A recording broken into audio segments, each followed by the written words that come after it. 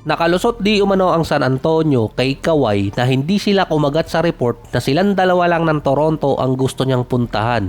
Naging good move patuloy ang ginawa ng San Antonio na hindi sila gumalaw.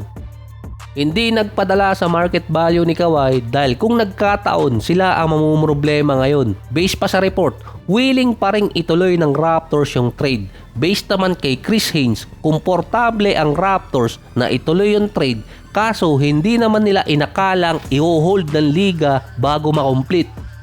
Ang gusto lang ng Toronto i-approve ng NBA ang trade at officially makuha ng Clippers yung mga player at picks na binigay ng Toronto at makuha naman nila si Kawhi at sila ang magte-take ng full responsibility. Dahil pwede naman nilang i-sign pabalik si Kawhi kapag na-void yung kontrata niya dito sa Clippers. Yun pa rin naman ang magte-take effect sa Toronto. Pwera lang kung isuspende ng NBA itong si Kawhi na malamang hindi naman nila gawin ng matagal. Mukhang may gustong gawin yung Raptors at NBA. Kung i-approve kasi yun, pabor naman sa Clippers dahil kahit anong mangyari, nasa kanila na yung mga player at draft picks. Dahil naka-hold, technicality nasa Raptors pa rin yung package na binigay nila at si Kawhi nasa Clippers pa rin. Kapag na-void yung contract ni Kawhi, hindi siya basta mapipick up ng Raptors sa malaking kontrata dahil technically walang rights na ang Clippers para gawin ang sign and trade. Kailangan muna kasi nilang mapapirma itong si Kawhi bago siya i-sign and trade. Ito yung isa sa bawal gawin ng Clippers kaya mawawala ng chance lalo yung Raptors na makuha si Kawhi kung maboboid ang kontrata niya habang nasa Clippers. Ito pa yung conspiracy dyan. Nabasa ko lang sa mga forum. Pagpalagay natin sa Reddit.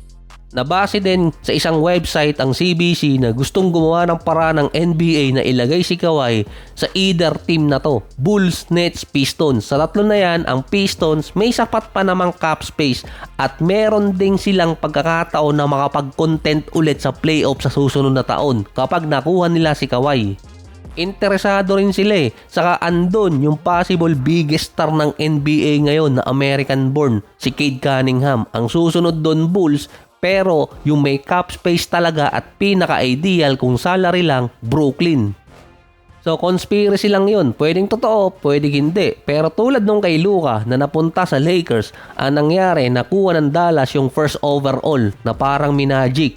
Yung Thunder at San Antonio naman, nakita ng NBA na mas lumalaki ang viewership kapag San Antonio na biglang nag-iba yung tawagan sa last 2 games.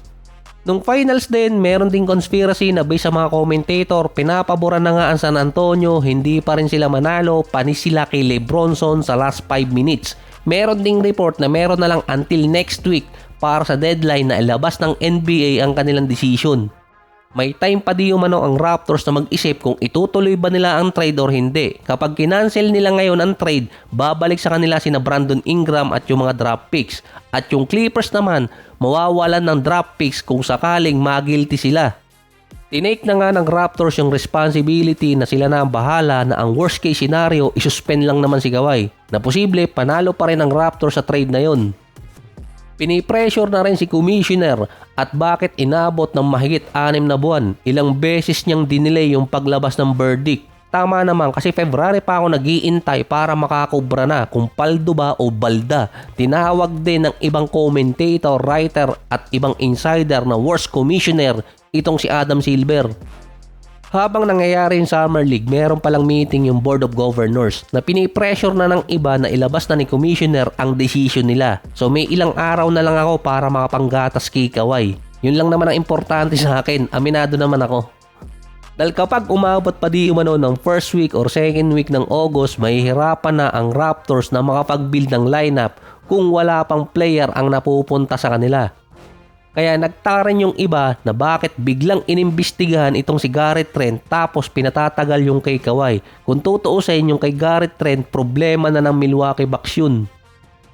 In theory, nasa Clippers pa ngayon si Kawhi at pwedeng maboid yung kontrata niya at posibleng makancel ng tuluyan yung trade niya papunta sa Raptors. Ito nabasa ko lang doon sa forum about sa conspiracy na ang NBA gustong buhayin ulit yung market ng Bulls na isa sila sa biggest market sa NBA ngayon. Matagal na kasing hindi ulit nakakabalik ang Bulls sa glory nila at kung makuha nila or mapapunta nila si Kawhi sa Bulls na meron pang sapat na cap space, pwede ulit bumalik ang market ng Bulls. Sa part naman ng San Antonio, may ideyang binibigay ang mga insider na i-trade itong si De'Aaron Fox papuntang Nuggets kapalit ni Peyton Watson na hindi naman uubra yun dahil malaki ang kontrata ni Fox. Ang pwede pang gawin ng San Antonio, kumuha ng mga pillar sa Nuggets para magkaroon sila ng cap space plus bigay pa sila ng draft picks. Masisira yung lineup ng San Antonio kapag ginawa nila yon. Iba pa ang structure ng Denver Nuggets dahil malalaki ang kontrata ng mga player nila. Ang pinaka-ideal pa si Trey Murphy ng New Orleans. Bumaba na ang market value niya. Wala kasing gustong magbigay ng 4 or 3 draft picks. So far kasi ang San Antonio meron ng power forward, si Tobias Harris. Number 4 kasi talaga ang position niya sa Detroit. Si Trey Murphy, number 3 or number 4. Ang Spurs may sapat na draft picks na pwede nilang ibigay sa New Orleans kung gugustuhin nila. Kaso ang pinopokus kasi nila ngayon si De'Aaron Fox na mawala yung kontrata niya. Dahil si Wemby nagpababa na ng kontrata. 51 million ang nabawa sa kontrata ni Wemby. Pero next year, 96 million pa rin ang kontrata nilang dalawa nitong si De'Aaron Fox. Hindi lang si De'Aaron Fox ang pwedeng i-trade ng San Antonio para kay Trey Murphy na isang 3-and-D player, kundi si Devin Vassell na pareho sila ng kontrata. 100,000 lang ang difference. Hindi pala magkapareho yun, halos lang. Ang Spurs may 7 first rounder, 8 second rounder. Kaya di umano, pwede nilang ibigay yung 3 or 2 na first rounder tapos yung 2 swap pa. Nasa kanila kasi yung holy grail ng mga draft picks.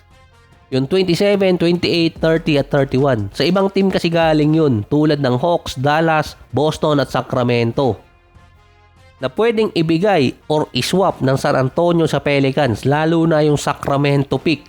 Parang sigurado ka na mataas ang value nun dahil siguro by 2031 na trade na si Akop Jr. sa ibang team.